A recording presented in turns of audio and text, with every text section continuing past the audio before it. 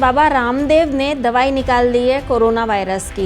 ये सही है कि दवाई उन्होंने निकाली बाबा रामदेव ने, लेकिन वो कोई दवाई नई नहीं है।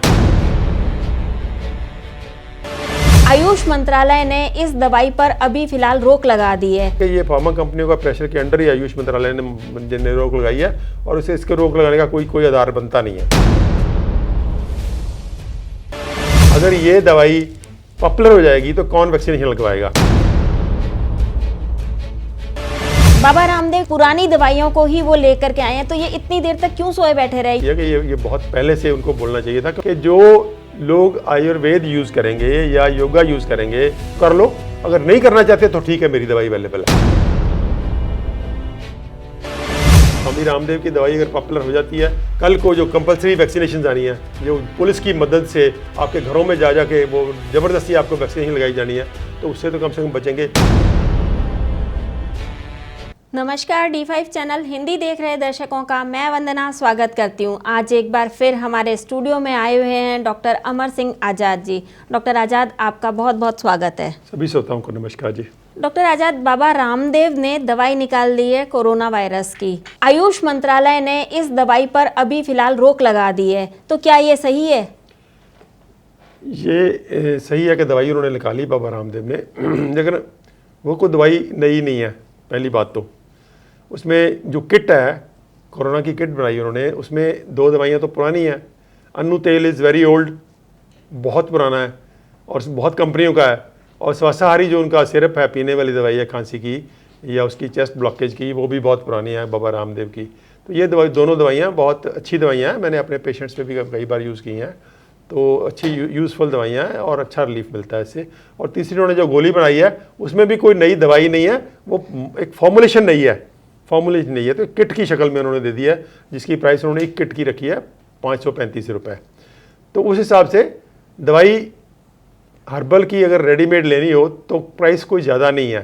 किट की शुरू में ये इंप्रेशन जाता है कि शायद गोलियों की शायद प्राइस 535 रुपये है, तो वो गोली केली नहीं है, वो 3 दवाइयाँ, 3 दवाइयों की किट है वो। उसमें मतलब मैं कहना चाहूँगा कि पहली बात तो जो आयुष मंत्रालय ने इस पर रोक लगाई है वो बहुत गलत है, क्योंकि इसमें कोई नई दवाई नहीं डाली उन्होंने, कोई नई इन्वेंशन नहीं है, कोई नई खोज नहीं है, नई कोई उस पर बंदिश लगाने की कोई बेसिस नहीं है, आधार नहीं है। बस एक ही बंदिश हो सकती है, एक ही बेसिस हो सकता है कि उनके ऊपर फार्मा कंपनियों का या WHO का प्रेशर है, और इस प्रेशर की वजह से वो रोकना चाहते हैं। क्योंकि अगर ये दवाई पॉपुलर हो जाएगी तो कौन वैक्सीनेशन लगवाएगा? तो वैक्सीनेशन वाले जो कंपनियां हैं या जो एंटीवायरल ड्रग्स लेके आना चाहती हैं, उनकी ये कोशिश है कि कोई भी ऐसी दवाई पॉपुलर ना हो जिसको रेडीमेड शक्ल में, पॉपुलर शक्ल में कोई यूज़ कर सके। तो मुझे लगता है कि ये फार्मा कंपनियों का प्रेशर के अंडर ही आयुष मंत्रालय ने रोक लगाई है और उसे इसके रोक लगाने का कोई आधार बनता नहीं है।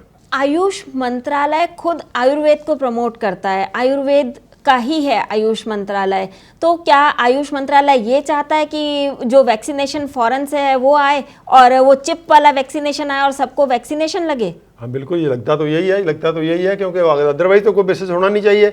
क्योंकि या तो हो ना कि कोई नई रिसर्च हुई है, कोई नई दवाई लाए हैं, वो ऐसी दवाई है जिनके ऊपर कोई रिसर्च होने की ज़रूरत है, तो समझ आती है। वो उसमें कोई भी दवाई नहीं है, वो सारी की सारी उस टैबलेट में भी जो दवाइयाँ डाली गई हैं वो सारी की सारी पुरानी नॉन आयुर्वेद की दवाइयाँ हैं। उनका कॉम्बिनेशन एक बना दिया गया है जो कि इम्यूनिटी के लिए बढ़िया कहते हैं तो वो कॉम्बिनेशन है, और दो दवाइयाँ उसमें पहले से पुरानी है। तो इसलिए जो आयुष मंत्रालय का बैन लगाने का या उसको बंदिश लगाने का कोई आधार नहीं बनता, सिवाय इसके कि वो यही चाहते हैं कि जो वैक्सीनेशन आए और एंटीवायरल ड्रग्स हैं जिसको WHO कंट्रोल कर रहा है या फार्मा कंपनियाँ कंट्रोल कर रही हैं, और जिन लोगों की दादागिरी में हमारी सरकारें भी आई हुई हैं, तो आयुष मंत्रालय क्योंकि एक सरकार का ही महकमा है, तो इसलिए वो शायद ये या तो वो WHO को ये सिर्फ दिखावा करना चाहते हैं, शायद वो रोकेंगे भी नहीं, तो सिर्फ एक अपनी हाजिरी लगवाना चाहते हैं कि हमने तो जी उनको रोक लगा दी है, अब क्या कर सकते हैं। अगर तो वो बाबा रामदेव कोर्ट में चले जाए तो कोर्ट में जीत जाएंगे वो, कोई बेसिस नहीं है उनके ऊपर रोक लगाने का। तो इसलिए वो प्रेशर ही जो फार्मा कंपनी का WHO का प्रेशर है वही लगता है उनकी रोक लगाने के पीछे।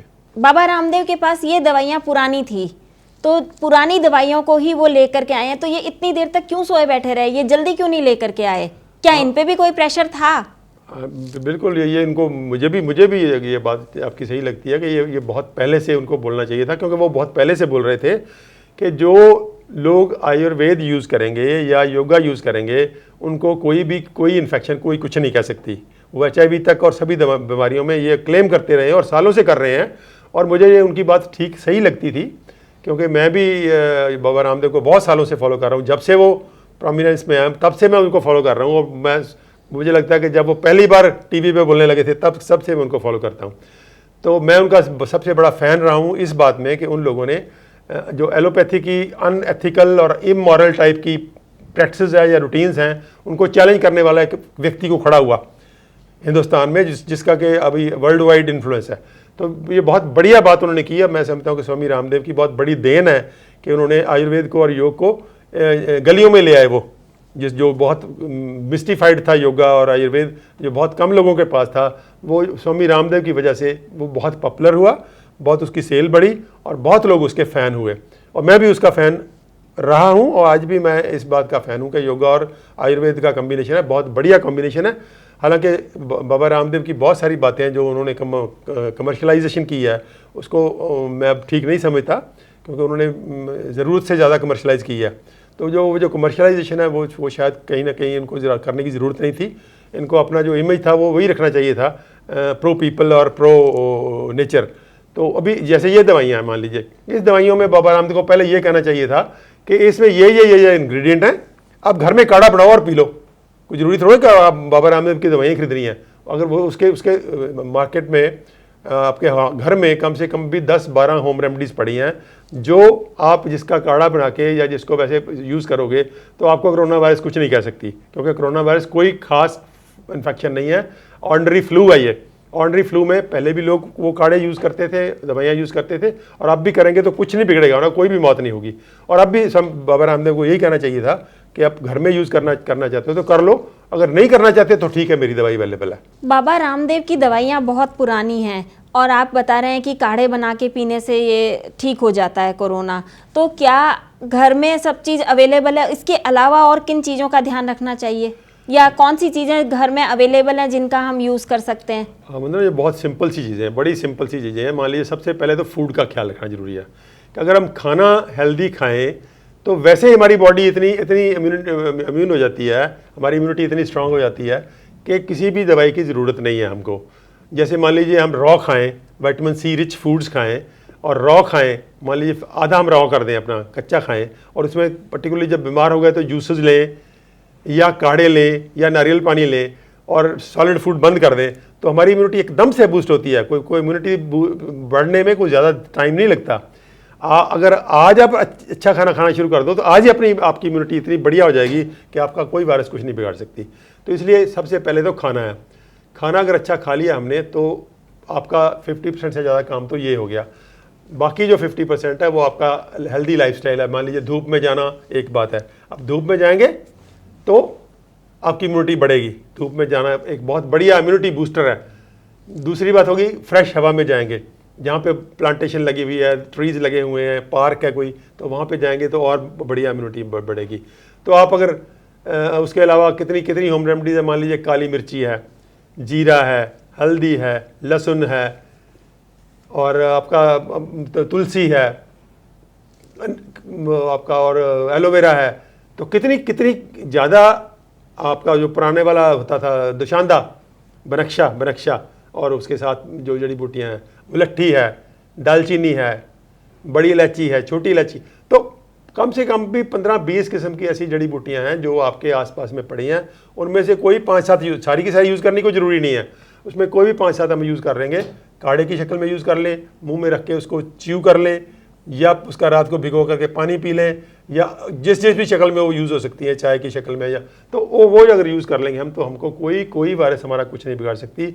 और गार्गल्स करने, फॉर एग्जांपल गार्गल्स करने के लिए हमें नमक और हल्दी यूज़ कर सकते हैं, या इवन टी के गार्गल्स, चाय जो होती है गार्गल्स की बहुत अच्छी होती है, जो बिना दूध के सिंपली टी को बॉयल करके उसको उसमें नींबू डाल के उसके गार्गल्स भी बहुत बढ़िया होते हैं। सिमिलरली रात को भाप लेना, स्टीम लेना, बहुत बढ़िया रूटीन। तो ये हमारे पास इतनी रेमेडीज़ हैं कि कोई भी चाहे जितना मर्जी बूढ़ा हो, कोई कभी कोई वायरस से नहीं मर सकता। वायरस से मरता वही है जिसकी इम्यूनिटी लो होती है। ये प्रूव हो गया, पूरे मेडिकल साइंस में प्रूव हो चुका है कि हम जब किसी वायरस से मरते हैं तो हमारा इम्यून सिस्टम रॉन्ग रिएक्शन करता है, क्योंकि वो वीक होता है तो मरते हैं। कोई वायरस किसी को नहीं मार सकती। अगर वायरस मार सकती होती तो 100% लोगों को मारती। मान लीजिए 80% में तो आप अभी सबने मान लिया और सबने जान लिया कि 80% लोगों में तो सिम्टम होते ही नहीं है। बाकी 20% में जो सिम्टम होते हैं उनमें से 20 में से 19 को सिम्टम बहुत माइल्ड और मॉडरेट होते हैं, तो 99 को तो बिगड़ता नहीं कुछ भी। अगर नहीं बिगड़ता तो इसका मतलब क्या है? इसका मतलब है उनका इम्यून सिस्टम ठीक है। 1% जिसका इम्यून सिस्टम खराब है वही मरेगा और वही ज़्यादा बीमार होगा। तो ये इम्यून सिस्टम का सारा खेल है। ये दवाइयाँ वाइयाँ ये सारी हैं, वो किस काम के लिए बनी हैं कि हमको वो फूड, अच्छा फूड और अच्छी दवाइयाँ और सनलाइट और अच्छी ताज़ा हवा और एक्सरसाइज और योगा और प्राणायाम, ये सब हमारी बॉडी के इम्यून सिस्टम को तगड़ा करते हैं, ताकि वो इम्यून सिस्टम जब उसको ज़रूरत पड़े, जब वायरस आए, कोई नई वायरस आए, तो वो उससे ढंग से लड़े। उसके कमज़ोर पहलवान की तरह उल्ट पटांग हरकतें ना करें। वो जो कमज़ोर पहलवान की तरह जो हमारा कमज़ोर इम्यून सिस्टम होता है, जब वो उतपटांग ढंग से, गलत ढंग से एक्शन रिएक्शन करता है तो हम मरते हैं या बीमार होते हैं। अगर वो इम्यून सिस्टम ठीक ढंग से काम करे तो कोई किसी वायरस से कोई नहीं मर सकता। डॉक्टर आज़ाद, ये बताइए कि जब ये दवाइयाँ भी आ गई हैं तो क्या इनको आगे प्रमोट करना नहीं चाहिए? नहीं, बिल्कुल प्रमोट करना चाहिए, क्योंकि मुझे आजकल लोगों का पता क्या आदत क्या है, कोई हर आदमी रेडीमेड चीज़ यूज़ करना चाहता है, कोई मेहनत करना नहीं चाहता। या ये भी कह लीजिए कि हमारा माइंड सेट ऐसा हो गया है कि जिस चीज़ के ऊपर अच्छी सी शीशी हो, जिसकी बॉटल अच्छी सी हो, उसके ऊपर अच्छा सा लेबल चिपका हो, अच्छी सी प्राइस हो उसकी, तो फिर हमें साइकोलॉजिकली लगता है कि हाँ मैं अब ठीक हो जाऊँगा। और उसको बोलो कि आप काढ़ा पी लो हल्दी का, तो वो बोलेगा ये क्या ट्रीटमेंट हुई, ये तो धागे तवीत वाले हैं। वो बोलो ओपनली लोग कह देते हैं ये तो आप ऐसे होम रेमडीज वाले कोई इफेक्ट। तो लोगों का फेथ जो पुराना टूटा हुआ है, वो शीशियाँ विशियाँ देख के ही ढक्के अच्छे होते हैं। तो मुझे लगता है ये कम से कम हर्बल वाली शीशियाँ, वो जो वैक्सीनेशन से या एंटीवायरल ड्रग्स वाले जो टोटली झूठ है, 100% झूठ पे आधारित है, क्योंकि जिस चीज़ का वैक्सीन बन नहीं सकता, जिस चीज़ की कोई दवाई बन नहीं सकती, उसके वो क्लेम्स कर रहे हैं कि हम वैक्सीनेशन लेके आएंगे और एंटीवायरल ड्रग्स लेके आएंगे, जो कि बिल्कुल ही एक बहुत बड़ा झूठ है। और उसमें और बहुत बड़ा एक व्यापार खड़ा करने की कोशिश कर रहे हैं, और वो उसके साथ एक खास किस्म की पॉलिटिक्स और ख़ास किस्म की एक एजेंडा लाने की कोशिश कर रहे हैं। कम से कम उससे तो बचेंगे ना। स्वामी रामदेव की दवाई अगर पॉपुलर हो जाती है तो एटलीस्ट मैं तो बहुत खुश होऊंगा, क्योंकि उससे कम से कम कल को जो कंपलसरी वैक्सीनेशन आनी है, जो पुलिस की मदद से आपके घरों में जा के वो ज़बरदस्ती आपको वैक्सीनेशन लगाई जानी है, तो उससे तो कम से कम बचेंगे। जो ज़बरदस्ती आपको पकड़ के आइसोलेशन सेंटरों में और क्वारंटीन सेंटरों में बंद करना उन्होंने और टॉर्चर करना है वहाँ पे रख के, तो उससे तो कम से कम अच्छा है कि बाबा रामदेव की दवाई अगर इस्टेब्लिश हो जाता है कि वो इफेक्टिव है, कम से कम हम कह सकते हैं कि हम तो बाबा रामदेव की दवाई खाएंगे। हमको ना कोई वैक्सीनेशन लगवाना, ना हमने एंटीवायरल दवाई खानी, ना हमने कोई क्वारंटीन करना, ना मास्क पहननी है, ना कोई सैनिटाइजेशन करनी है। ये सारी की सारी जो बोगस से सोल्यूशन लेके आए हैं ये लोग, बड़े बड़े हैंड वॉश से लेके, मास्क से लेके, पीपी किट से लेके, एंटीवायरल ड्रग से लेके, वैक्सीनेशन से लेके, वेंटिलेटर तक, जो सारा ही झूठ है, सारे के सारे झूठ है। जितने मेथड हैं के सारे झूठ हैं। कोई भी इफेक्टिव मेथड नहीं है, कोई उसके पीछे साइंस नहीं है, कोई साइंटिफिक उसका प्रूफ नहीं है कि ये इफेक्टिव है। तो कम से कम उस झूठ से तो बचेंगे ना। टीवी में अक्सर दिखाया जाता है कि कोरोना से इतनी मौत हो गई हैं और शमशान घाट भर गए हैं सारे, उनके पास जलाने के लिए लोगों को जगह नहीं है। ये कितना सच है? मतलब ये पता क्या हो क्या रहा है, ये कोरोना वायरस की जो डेड बॉडीज़ होती हैं उसको रखने का और उसको क्रीमेट करने का प्रोसीजर इतना कॉम्प्लिकेट कर दिया गया है कि उसकी वजह से वो कुछ दिक्कतें आ रही होंगी, मुझे लगता है। लेकिन जहाँ तक नंबर का सवाल है, कोई नंबर बता नहीं रहे। मुझे बताओ कहीं नंबर आ गए दिल्ली में डेथ्स कितनी हो रही हैं? कोई नंबर नहीं दे रहे, क्योंकि नंबर देंगे तो वो कंपेरिजन हो जाएगा कि इस टाइम में पिछले साल में कितनी डेथ्स हुई थी। अभी क्रिमेशन ग्राउंड से तो उल्टा रिपोर्ट्स आ रही हैं कि नंबर ऑफ डेथ्स पिछले सालों से कम हो गई हैं।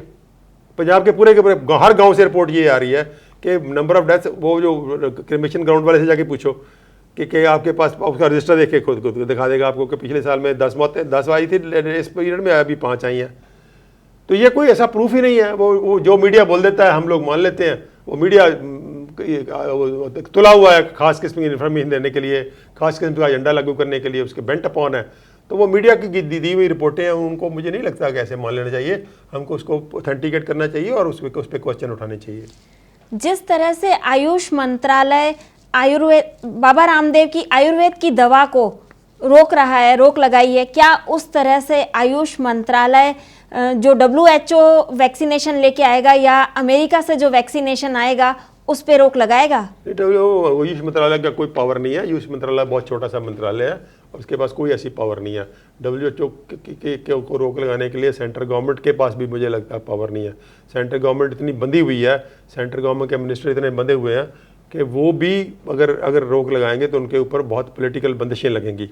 तो मुझे नहीं लगता जो सरकारें हमारी हैं इनके पास इतनी गट्स हैं कि ये WHO को चैलेंज करेंगे। हमारे पास वैक्सीनेशन आएगा, ये हमारी कंपनियां खुद एक्टिव है, हमारी कंपनी खुद बनाना शुरू कर रही है वैक्सीनेशन कोई इफेक्टिव नहीं होगा। वो साइंटिफिक ग्राउंड पे हम प्रिडिक्ट कर सकते हैं कि कोरोना वायरस का कोई वैक्सीनेशन सक्सेसफुल नहीं हो सकता, क्योंकि RNA वायरस है, ये रेस्पिरेटरी वायरस है, ये इतनी क्विकली म्यूटेट करती है कि आप वैक्सीनेशन बनाओगे तो अगले टाइम में वो वायरस कोई नहीं हो जाएगी। तो इसलिए कोई वैक्सीनेशन नहीं आने वाला, कोई एंटीवायरल ड्रग नहीं आने वाली। जो कुछ लेके आएंगे ये सारा आउटडेटेड होगा और सारा फ्रॉड होगा और लोगों को ठगने का तरीका होगा। तो इसलिए ये ऐसा कुछ नहीं है और हमारी सरकारों में इतनी गट्स नहीं है कि उसको रोक सकेंगी। और वो आएगा और ज़बरदस्ती हमारे ऊपर ठोसा जाएगा, पुलिस हमारे घरों में आएगी और वो घरों में आके ज़बरदस्ती वैक्सीनेशन भी लगाएगी और ज़बरदस्ती आपके बच्चों को और रिश्तेदारों को उठा के भी लाएगी कि आपका फलां पॉजिटिव है और उसको हमने आइसोलेशन सेंटर में रखना है, क्वारंटीन। तो ये सारा आने वाला है, ये आएगा। क्योंकि अगर ये ना आने वाला होता तो अब तक ये जितनी एविडेंस आ रही है कि कोई समय पे इसका बेसिस नहीं है, तो अभी तक ये लॉकडाउन हुआ, ये सारा खोल दिया होता। और अभी कोरोना मास्क जैसी चीज़ जिसके ऊपर इतनी ज़्यादा बहस हो रही है कि मास्क इनफेक्टिव है, उसके ऊपर चलान हो रहे लोगों के। और दुकान में बैठे व्यक्ति का चलान करके चले जाते हैं। दुकान में अकेला बंदा बैठा है, मैं जरा गनौर में बैंक मैनेजर था, अपने कैबिन में अकेला बैठा था, वो मास्क नहीं लगा के बैठा, उसका चलान करके चले गया, जिसका कोई प्रूफ नहीं है कि मास्क यूजफुल है या हार्मफुल है।